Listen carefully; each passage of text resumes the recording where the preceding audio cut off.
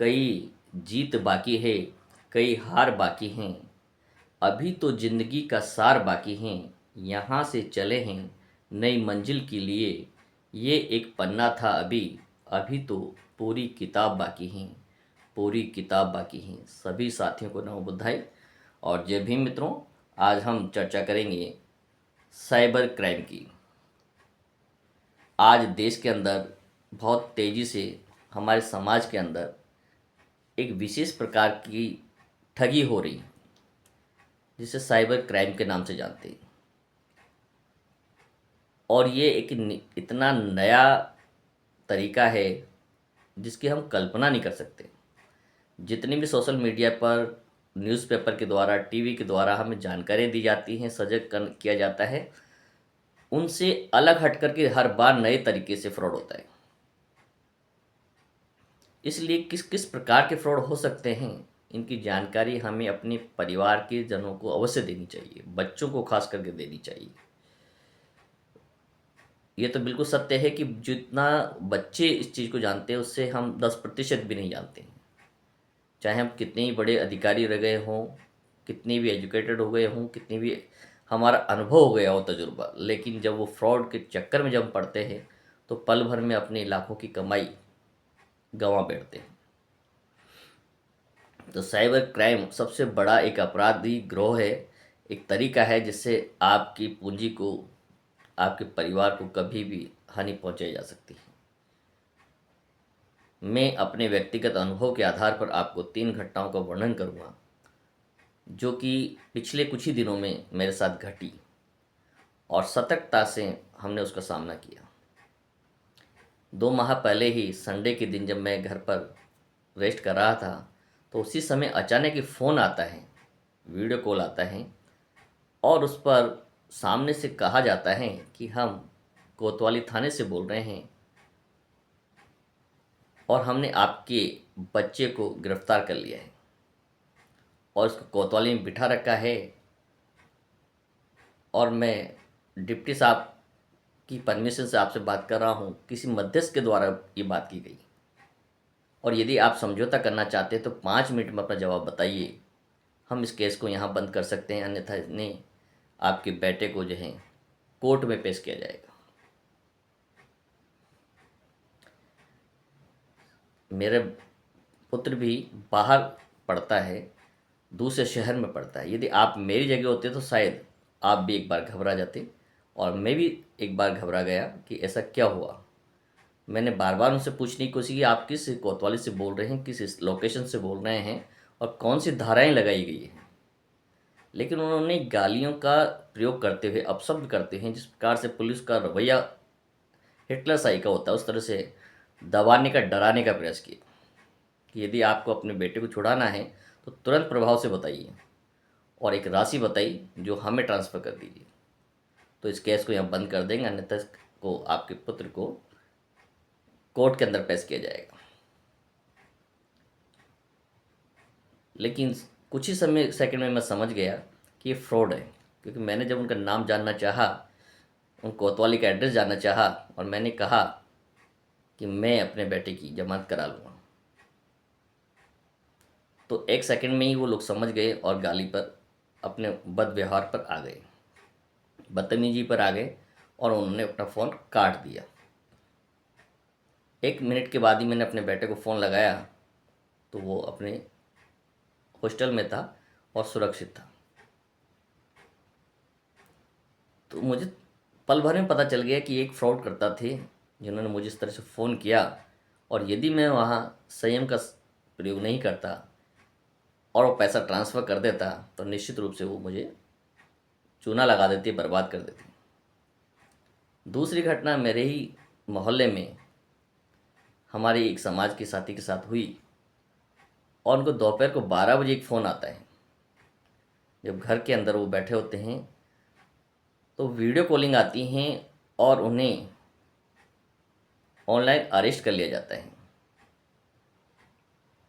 Room बंद करवा दिया जाता है, मोबाइल की वीडियो कॉलिंग स्टार्ट कर दी जाती हैं और उन्हें धमकी दी जाती है कि आपके आधार कार्ड पर लाखों करोड़ों रुपए के ट्रांजैक्शन हुए हैं।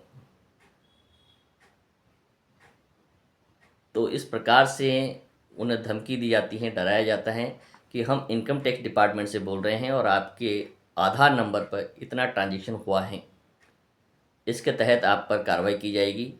और यदि आप इसमें समझौता करना चाहते हैं तो हमारी इन बातों का ध्यान रखें, फॉलो करें और वीडियो को बंद ना करें। व्यक्ति इतना जागरूक नहीं था, तो उन्हें हम पर कुछ विश्वास था, तो तुरंत प्रभाव से कुछ ही समय में घबराने के बाद वो अपने रूम से बाहर निकल जाते हैं और दूसरे फ़ोन से मुझे फ़ोन लगाते हैं और कहते हैं कि सर इस तरह का एक फ़ोन आया हुआ है जो कहते हैं आपको डिजिटल अरेस्ट कर लिया गया है और आप किसी से बात नहीं कर सकते, इसलिए फ़ोन को अंदर रखकर मैं आपसे बात कर रहा हूँ। तो हमने तुरंत प्रभाव से समझ लिया, भाप लिया कि ये एक फ्रॉड है और उन्होंने कहा कि तुरंत प्रभाव से अपने मोबाइल को स्विच ऑफ कर दे। और इस प्रकार से स्विच ऑफ करने के बाद जब 1-2 घंटे के बाद फ़ोन को ऑन किया गया, उस नंबर की जांच की गई, तो नंबर का कोई नामो निशान नहीं था। क्योंकि इस प्रकार से ऑनलाइन जो कॉल होती हैं उसमें नंबर नहीं सर्च हो पाते हैं, न लोकेशन सर्च हो पाती है। इस प्रकार से मेरे ही एक रूम पार्टनर के साथ ऐसा हुआ। गत माह एक हिमाचल प्रदेश से बहुत बड़ा 20 से 25 लाख का ट्रांजैक्शन हुआ, फ्रॉड हुआ। किसी व्यापारी का पैसा एक मोबाइल नंबर के थ्रू बैंक में ट्रांसफ़र हुआ और वो मोबाइल नंबर मेरे रूम पार्टनर का था और ये हिमाचल की घटना थी। और वहाँ उन्होंने जब कंप्लेन की होगी तो आईटी डिपार्टमेंट ढूंढता हुआ राजस्थान में झालावाड़ पहुंचता है और हमारे नज़दीक के थाने में सोलिंग पहुंचता है और वहां पहुंचते हुए उस मोबाइल नंबर को सर्च करते हुए उस स्कूल में पहुंच जाता है जहां हमारे साथी कार्य कर रहे थे। लेकिन वो प्रोटोकॉल के तहत नंबर को नहीं बताते, केवल मोबाइल की लोकेशन देख रहे थे। तो लगभग 1 घंटे तक सर्च करने के बावजूद उन्हें पता नहीं चल पाया कि मोबाइल है कहाँ, जबकि लोकेशन वहाँ की बता रही थी, क्योंकि स्टाफ बैठा हुआ था सबके बीच में, वो टीचर बैठे हुए थे, मोबाइल नंबर उन्हीं का था। तब अंत में उन्होंने बताया कि नंबर है और देखते ही हमने कहा ये नंबर तो हमारा है। और हमारे जो साथी थे उन्होंने कहा ये नंबर तो मेरा है। तो उन्होंने फिर बताया इस नंबर से 25 लाख रुपए का ऑनलाइन फ्रॉड हुआ, ट्रांजेक्शन हुआ है और हिमाचल का केस है। तो बताइए आप यदि वहाँ होते तो क्या होता।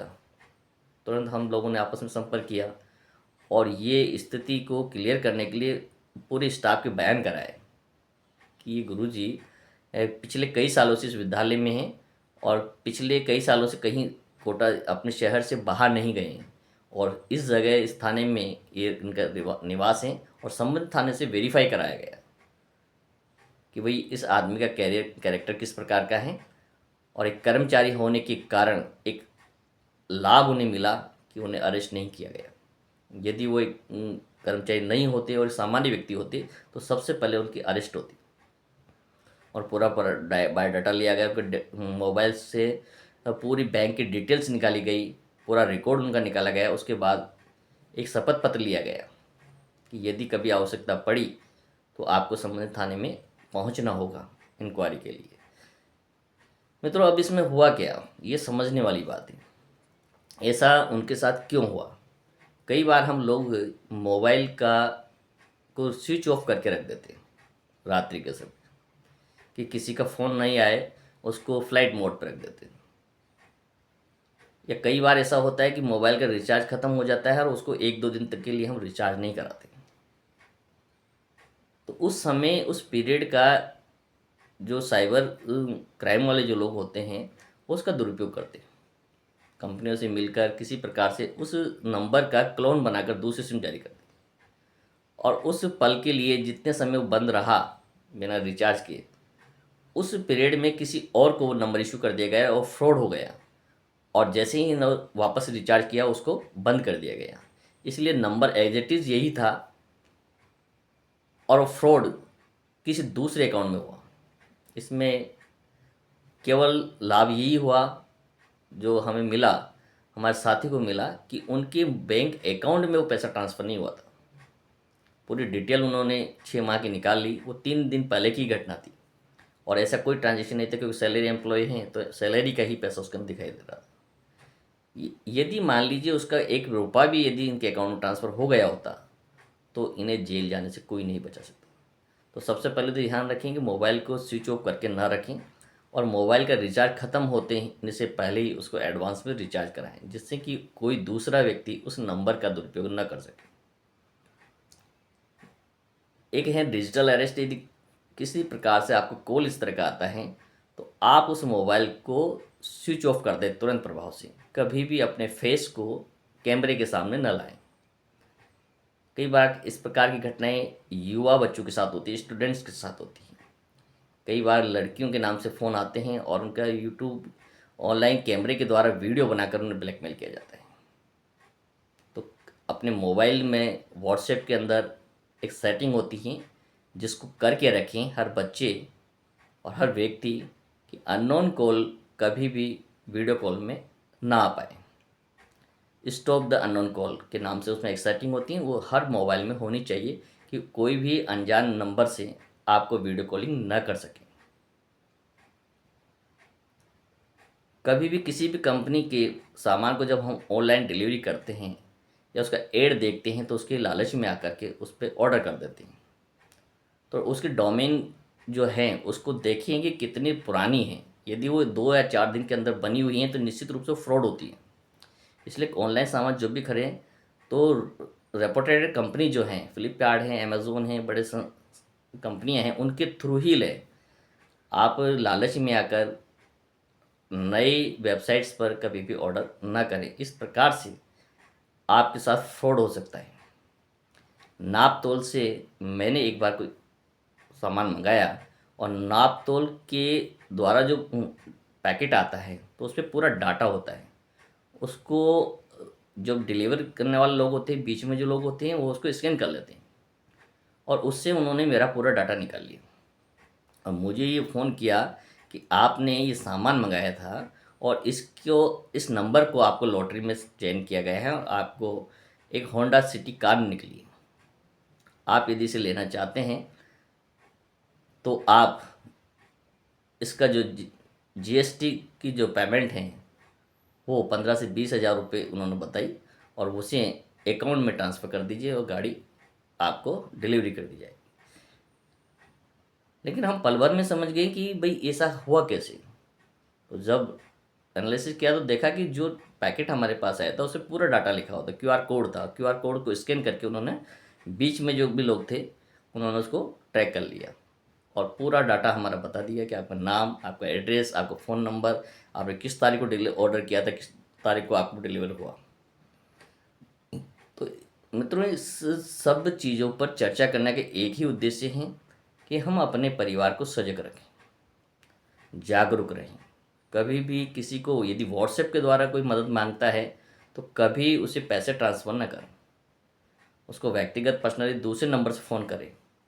कई बार जल्दबाजी में अपने ही मित्र का व्हाट्सएप नंबर हाईजैक करके और उससे मैसेज डाल करके साइबर के जो चोर होते हैं, फ्रॉड करने वाले लोग होते हैं, तो वो उससे मैसेज करके आपसे पैसे ट्रांसफ़र करवा लेते हैं।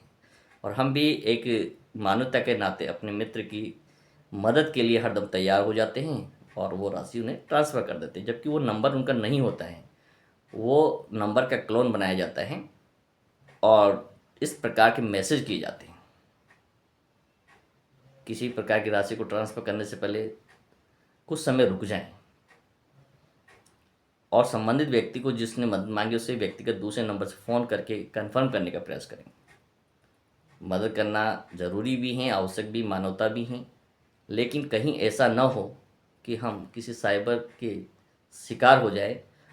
और आज के जो समय हैं और साइबर सिक्योरिटी के बारे में जितना हम जानेंगे, जितना हम समझेंगे, उतना ही लाभदायक हैं।